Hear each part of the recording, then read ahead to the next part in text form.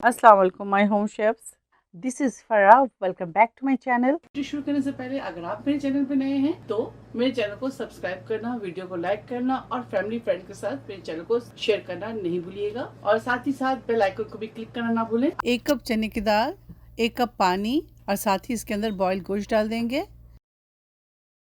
अदरक, लहसुन, प्याज, सूखी साबित मिर्च शामिल कर दें।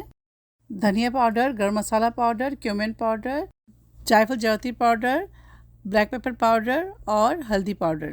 क्वार्टर कप पानी डालकर इसे अच्छी तरह से मिक्स करेंगे।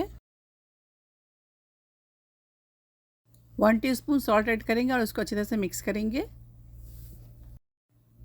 जब दाल अच्छी तरह से गल जाए तो थोड़ा ठंडा कर लें, उसके बाद चॉपर में डाल के इसको अच्छे से पीस लेंगे।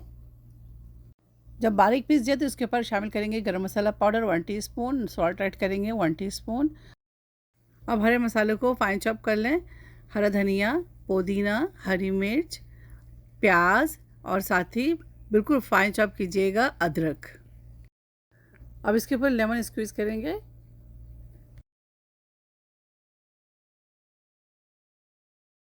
अब तमाम चीज़ों को अच्छी तरह मिक्स करेंगे और इसके शेप देंगे।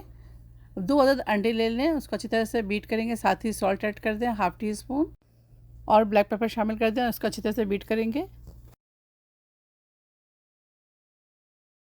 अब पैन में ऑयल डालेंगे।